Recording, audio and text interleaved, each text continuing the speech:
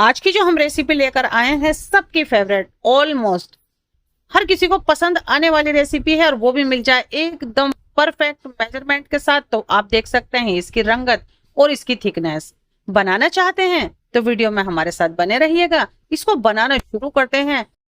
बकरीद के हिसाब से जो रेसिपीज होती हैं, कोरमा होता है, बिरयानी, कलेजी, स्टू, सब चीजें बनने के बाद सबसे लास्ट में जो नंबर आता है वो आता है हलीम का। लेकिन आज हम बनाएंगे रेशे वाला हलीम। सबसे पहले हम गोश्त चढ़ाएंगे, जिसके लिए हमने ले लिया है 100 ml ऑयल। मीडियम साइज की 2 प्याज हैं, जिसका आप पेस्ट तैयार कर लें।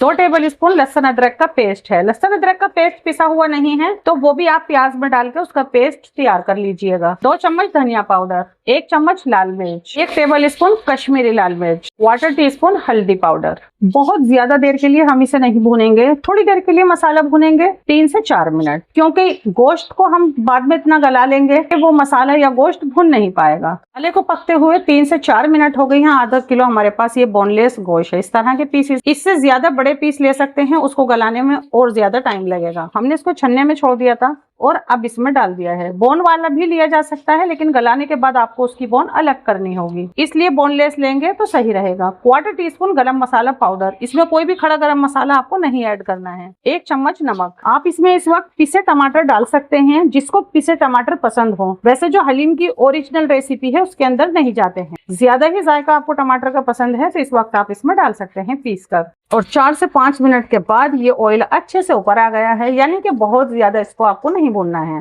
जो मसाला हल्का सा लग रहा है उसको इस तरह से चम्मच से छुटा दें। अब हम गोश्त को गलने छोड़ेंगे। 1 लीटर पानी जाएगा इसमें।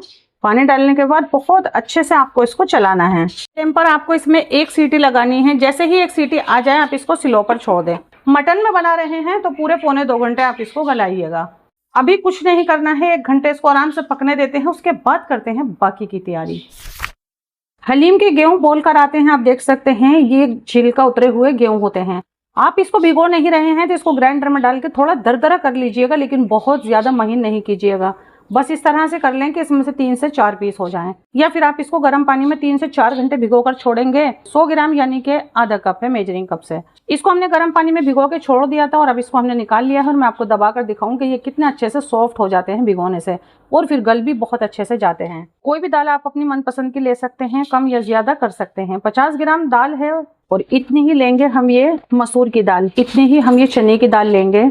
मूंग की धुली हुई दाल ली है, धुली हुई दाल लेनी है आपको। ये सब दाल है। उड़द की दाल, कोई भी दाल आप चाहें तो स्किप कर दें, लेकिन चने की और उड़द की दाल आप जरूर लीजिएगा। एक लेस यानी चिकनापन जो आएगा वो इसी से आएगा।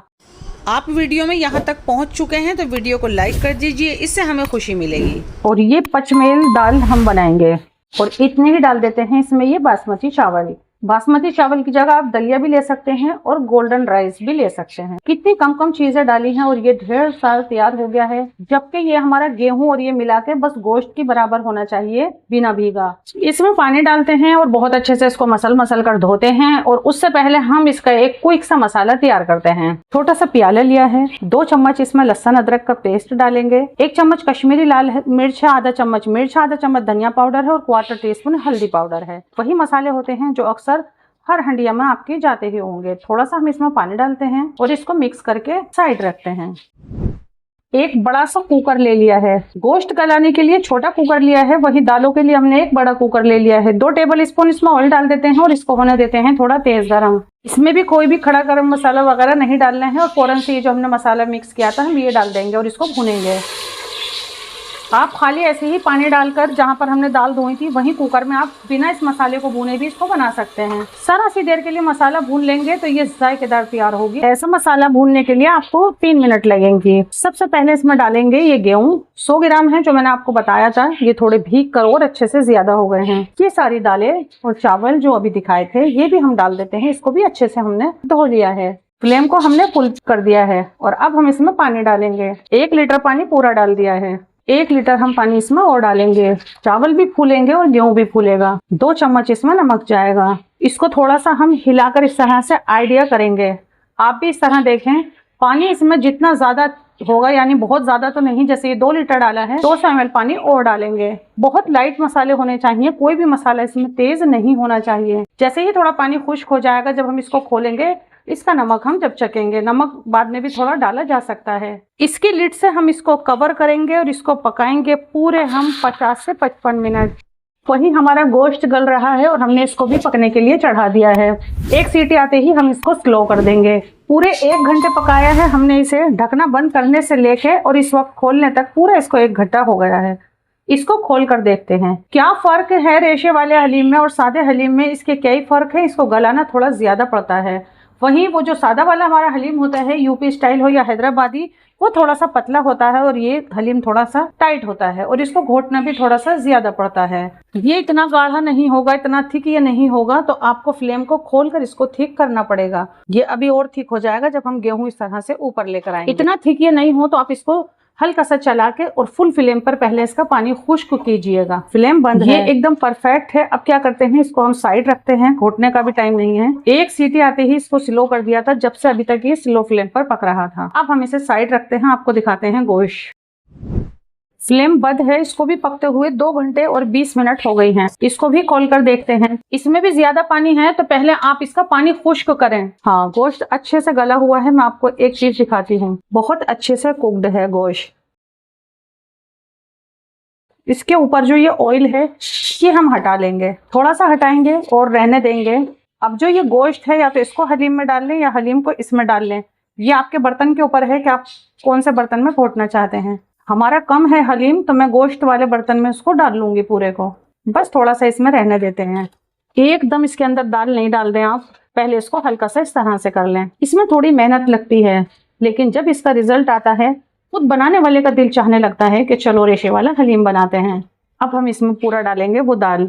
फ्लेम अभी बंद है। अब हम एक घोटा लेंगे और इसको हम घोटेंगे घोटे से। अभी भी फ्लेम बंद है।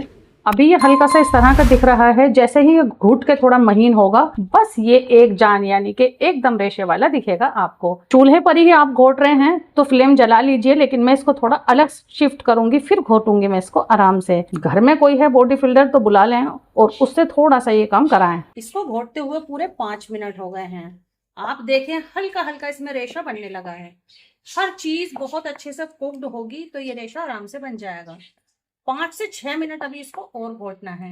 इस तरह से घोटते हुए हमें हो गई हैं 12 से 15 मिनट। अब इसका कलर नोट करें, इससे ज्यादा भी इसको घोटा जा सकता है। इसमें डालेंगे गरम मसाला। गरम मसाले में सारे मसाले होते हैं जो भी हलीम के अंदर जाते हैं, लौंग, इलायची, जायफल, जावित्री, तेज पत्ता, हर मसाला मौजूद होता है। और हमारा ये घर का पिसा हुआ गरम मसाला है, बस हम इसमें यही डालेंगे। जरा सा इसके अंदर नमक भी कम है, 1/4 टीस्पून के करीब हमने नमक डाल दिया है। थोड़ा सा ये जो हमने ऑयल उतारा था मिक्स करते हुए थोड़ा सा डालेंगे, इससे जरा इसकी चमक बढ़ेगी, बढ़िया सा कलर निकल कर आएगा।